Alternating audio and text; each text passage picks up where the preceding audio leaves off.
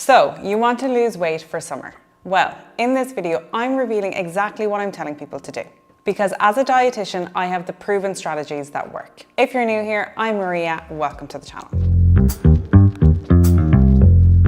Now, feeling full and staying full is the name of the game when it comes to weight loss. And thankfully, there are proven strategies to help us do this. So today, I'm going to give you 8 of them.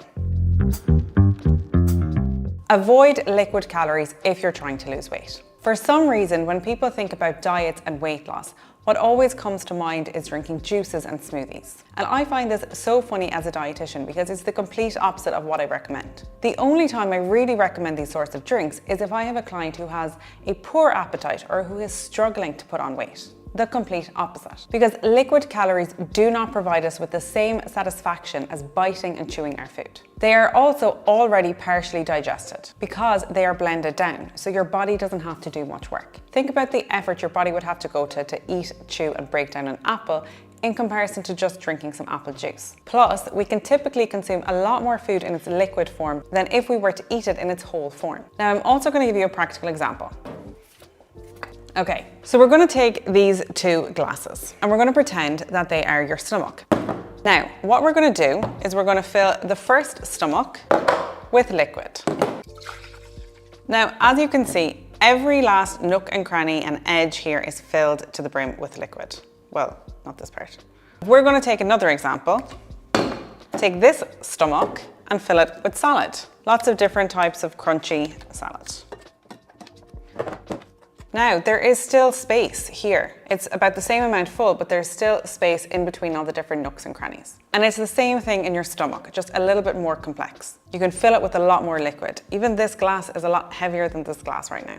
So in summary, filling your stomach with crunchy whole food is a better option. Now I'm going to pause here and ask that if you're enjoying the video so far, I would really appreciate it if you hit the red subscribe button below. It really helps support my channel so I can continue making more videos. And if you're looking for some healthy recipe inspiration, I'd recommend following me over on Instagram.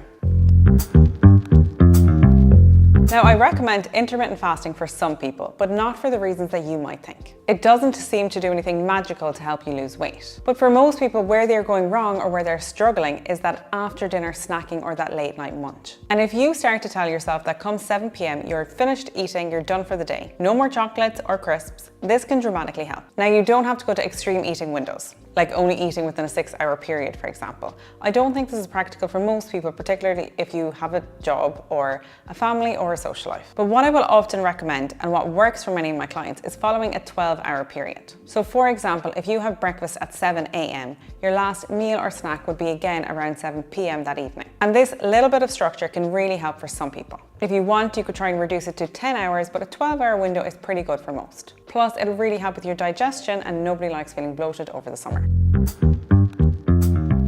Now, the next thing that we can do is look at volume eating. We want to see more food on the plate because if you're smart, weight loss does not need to be about cutting things out. And seeing more food on the plate also gives us a lot more mental satisfaction. And dieting is a mental game just as much as it is a physical game. So take your plate or bowl at every meal and half of it should be fruit, vegetables or salad. These foods are high in volume yet much lower in calories. And again, your stomach is essentially a bag. So filling it with these foods is much more effective for weight loss. Now, there is an extreme on social media where people take volume eating a little bit too far and they start adding 0-calorie noodles and cauliflower rice to everything. And that's not going to work either. You're just going to feel awful and really bloated all of the time. But taking a common sense approach to adding more fruits, vegetables and salads to your meals will be a big help. And we eat with our eyes too, so this will really help with satisfaction. I'll give you an example of someone I had in clinic recently who was really struggling with portion control around rice in the evenings at his dinner. So what we decided to do was we swapped half of the regular rice for cauliflower rice. So he was still getting his rice and it looked like the same amount of food. And he came back to me a few weeks later and he said, Maria, I didn't even notice the difference. Again, because he was looking down at his plate, it looked like the same amount of food. We had just made this little tweak. And it's all of these little changes over time that begin to accumulate. What happens with so many people when they go on a diet is they take 2 big steps forward and then 3 giant leaps back. Because if you over-restrict food, binges are inevitable. Comment below if you can relate to this. But what happens to a lot of people is that they are really motivated at the start. They make huge changes and they can keep it up for a little while. and then one evening it all just quickly unravels. And that packet of biscuits that you've been avoiding all week, you've now just had 3 of them in one sitting. I want you to do an exercise here. I want you to hold your breath for as long as you can, or even simply imagine your head underwater. When you finally come up for air or allow yourself to breathe again, you don't just calmly take breaths. No, you come up gasping for air. And it's the same thing if you deprive yourself of food. You come out of this grasping for all the food that you can gather. And this is a normal reaction to hunger. There is nothing wrong with you. If you starve anyone for long enough, they will lose all control around food and they will be raiding the cupboards. And we don't want this to happen. So the 2 main things to do is, number 1, do not over-restrict. You still need to make sure that you're eating enough. Yes, you may need to eat a little bit less if you're trying to lose weight, but you still need to eat a decent amount of food every single day. I have had clients come to me who have been trying to consume the same amount of calories that I wouldn't even recommend for a toddler. That's not going to work. I would never advise a calorie deficit over 400 calories, and a 1200 calorie diet is not for anyone. And the next thing that you need to keep in your diet to avoid this is satisfaction. I strongly believe that you do not need to remove your favorite foods if you're trying to lose weight. You can still eat cake, chocolate, or whatever, but it's just being mindful of the amount. And sometimes with these foods, it's just the taste that you need. You don't necessarily need to have the full big massive slice of cake. So I would always encourage people not to completely remove their favorite foods. Now, if you're not using protein to your advantage when trying to lose weight, you are really missing out. For decades, there has been this low carb versus low fat war between the diets. But what everybody can agree on is that protein helps with weight loss. Higher protein diets help you feel fuller when you're trying to lose weight. But interestingly, they have also been shown to help maintain pleasure when dieting. So that's important because I keep banging on about it. But you can't be miserable and expect to be okay with staying miserable for as long as it takes you to lose the weight. You actually want to find it easier and even more enjoyable to make these changes, because then you can keep them up for life. And that is the key to success here. Quick 4-week diets don't work. Now, protein can also help preserve your muscle mass. So in other words, if you lost 10 kg and if you're eating enough protein, it's more likely that this 10 kg weight loss was fat loss rather than muscle. And this is important because muscle is what maintains that nice definition, and it also helps with our metabolism. Now, if you haven't been living under a rock, you've probably heard about the weight loss drug Ozempic, the drug that is successfully helping millions of people to lose weight. And one of the ways that it is doing this is by interfering with your hunger and fullness signals. And interestingly, protein can do the same thing. It prevents the release of a hunger hormone called ghrelin and encourages the secretion of the hormones that are designed to make us feel full. Now, if you want to know more about how much protein you should be eating, you can watch this video here.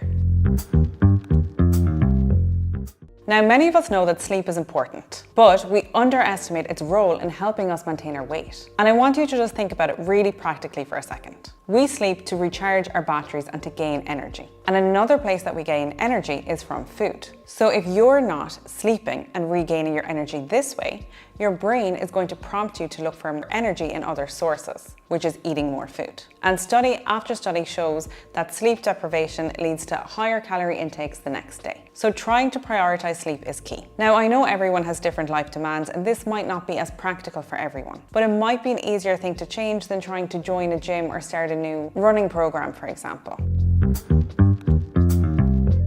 Now, this one's going to be unpopular because I know everyone seems to like alcoholic beverages that little bit more over the summer. But alcohol can contain quite a lot of calories. A bottle of wine has almost 700 calories, and somebody can easily consume a day's worth of calories on one night of drinking. And not only this, but when we drink, our inhibitions are lower. So you're less likely to say no to the chips being passed around or that cheese board. Plus, you might go to the chipper or grab a pizza on the way home and not even remember that you ate that the next day. And then, sorry, it's going to get worse, but the next day you are low in energy, you're hungover, and all you want to do is sit on the couch and eat a takeaway.